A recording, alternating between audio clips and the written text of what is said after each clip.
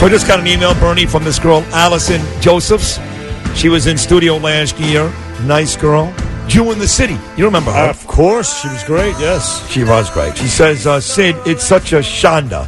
That means travesty for you folks out there. Such a shanda. Only a few rabbis are anti-vax and 99% are pro-vax. This is causing some serious anti-Semitism. Can I please come on? So I invited her in studio tomorrow. How about that? I think it's perfect. Apropos. Right? She'd be a great, timely guest. Let's get her in.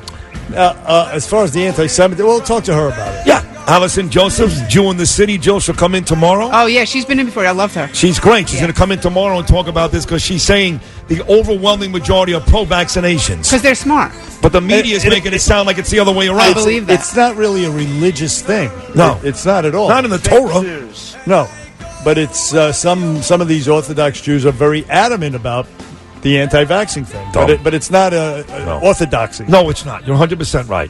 Anyway, once I find out the Islanders are going to be in the playoffs and back on Long Island, sure, he's a great guest talking about Donald Trump. He's a great guest talking about Homeland Security. He's a great guest talking about taxes and MS-13 on Long Island. But I know that in his heart of hearts, he was one of the first guys to sign the lease when the Islanders first dropped the puck at Nassau Coliseum, and to have the Isles back playing playoff hockey on the island later on tonight has to make this guy so happy. Maybe it's the happiest he's ever been since being reelected. It's our dear friend, our favorite Congressman, Peter King. Huge night tonight, Mr. King. It sure, Sid, it sure is.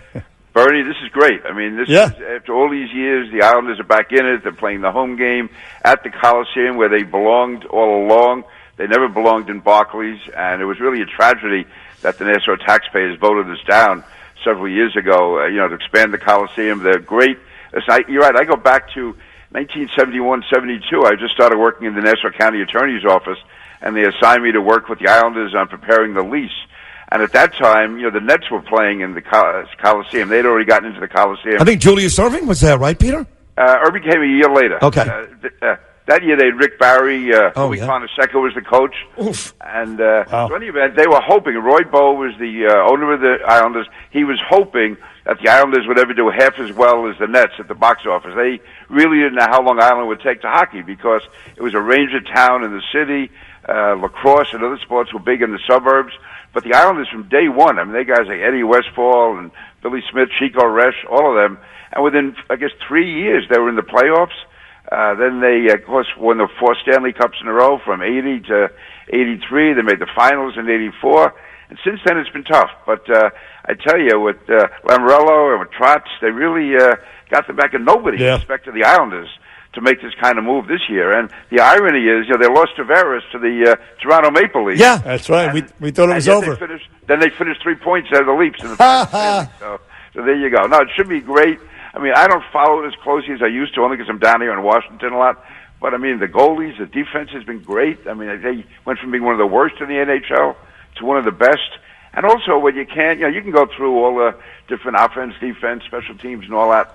But you can't you can't quantify what it means to have all those crazy fans screaming and yelling at the Coliseum tonight. I mean, they're going to blow the roof off. So true. Tonight and Friday, it's going to be terrific. Congressman Peter King, a great statesman, a great Long Islander. And he's very excited. You can tell one more thing in this, and we'll get to the serious stuff. So they do belong at the Coliseum. They don't belong in Brooklyn. By the way, the sites for a hockey game are terrible at Barclays. Yeah. But the new one they're building, Peter King, by Belmont, you excited about that for the Islanders? Yeah. I mean, it keeps it in Long Island. It keeps it in Nassau. It's a good hub location. To me, it's a good spot. And I hope they find a way to get it done. If they get a Long Island Railroad stop there, that'd make it better, make it more accessible, more available. You can't put a dollar value on what it means to have a major league franchise in your community. I mean, every time a game will be televised, it'll say from Nassau County or Long Island, the New York Islanders. You can't. Otherwise, you're a minor league town. I mean, people today look at you. If you don't have a major league team, you're not a major league area. And Long Island is major league, but if we can get the Islanders in there into Belmont, it'll be a great, great thing. It's we got to do it. We lost them once before. if we lose it again, it's no one's fault but our own. Right. Well said, Congressman Peter King. And now on to some serious subjects. Not that that's not serious. It is indeed. Congressman King, the Mueller report came out. No evidence, of course, of Trump-Russia collusion. Turns out the Russian collusion, the collusion with Ukrainians, and the election meddling was done by the Democrats and some dirty federal cops. Are we going to get a special counsel for that to look into that stuff? And will Adam Schiff, a.k.a. Adam Bullshiff, will he have to resign? No, he won't resign because he's shameless, and the Democrats are going to stick by him. And maybe politically it's better to have him there because people will see that here's a guy who for 2 years, he had all this information on collusion. It was there. He had it. Then it turns out there's none. So to me, it's like blown up in his face. But as far as the special counsel, I don't know if we need a special counsel. I have a lot of faith in Barr. And Barr has said yesterday he's going to begin investigating how this investigation began in the first place. That is long overdue.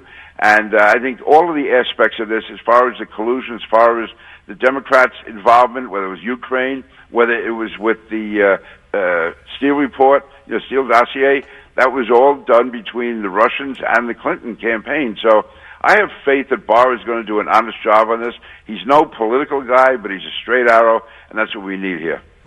Excuse me, Congressman Peter King on the Bernie and Sid show. Now, Peter, you spent a lot of years doing a terrific job, great job with Homeland Security. Now, obviously, the president is very, very upset. Too many migrants continue to cross the border. It's become, somebody described it as a Category 5. It's that bad. But I still feel like Nielsen was a bit of a scapegoat. She was pretty much forced to resign. I think today is her last day. I mean, the enemy of the Democrats. We know that already. They're not going to help. It doesn't matter whether Nielsen's in charge or you're in charge. So for me, I feel like she was a bit of a scapegoat. What about that? I'm inclined to agree. I mean, I had not a great relationship, but I had no problem with her. I dealt with her. She was very competent. And the thing is, I think the president is very frustrated at what's happening, and he's, in a way, taking that on Kirstjen Nielsen. I think there was never a real bond between the two of them. There's sort of a loss of confidence early on. But, no, listen, she did as good as anybody, as well as anyone could do in that job. Until Congress changes the laws, until the court rulings get straightened out, it's going to be very, very difficult to do that job. And the president's doing the best he can, but I think he should realize that if you we have, I think, 9 or 10 top positions at Homeland Security are out. And one concern I have, coming from New York, this department was started because of the 9/11 attacks. And what I'm concerned about is that we're putting all this, first you have all this chaos at the top. There's 9 or 10 top vacancies at Homeland Security, and all the emphasis on the border. We could still have Al-Qaeda and ISIS and Islamic terrorists trying to blow up New York, Boston, Chicago, or Los Angeles, the Port of Houston. I don't want us taking our eye off that at all. I mean, the main reason for this department is to stop terrorism. I think I don't want to lose sight of that, and I think that with almost not too much emphasis on the border, we got to make sure we keep an emphasis also on counterterrorism. Well, no doubt about it, but the border is just 100,000 people over that amount. Don't get me wrong. Absolutely. So why don't, say you, Congressman Peter King, introduce some legislation, get these people on record as voting for or against trying to control the border? I mean, it just can't continue. It's unsustainable. No, it really is unsustainable, and it is a crisis. There's no doubt it's a national crisis. I'm just saying we have to make sure we can walk and chew gum at the same time and go down both paths at the same time. And as far as getting something through Congress, listen, it was hard enough getting it through when Republicans controlled it. Now the Democrats won't even allow any of this to come to a vote. They are locked in, and that's why actually, Tom Suozzi and I support a real hard border. I had the first bill back in 2005. The border security wall was voted on then. And so I'm calling to have these strong barriers along the border. Tom Suozzi is signing on with me, or I'm signing on with him. It's mutual. Good. And in return for that, we will do something with the Dreamers. I mean, they were brought here. They had no control over being here. And TPS, these are people we invited into the country because of natural disasters. That would be, to me, a reasonable concession. You give the Democrats what they want on Dreamers and on TPS, but they have to give us what we need with the border security and that strong barriers along the border, more border patrol, more technology, more drones, more, whatever we have to do. That border has to be sealed. And the Democrats write this off as some kind of racism. I mean, this is the real. You can't have 100,000 people coming across the border illegally.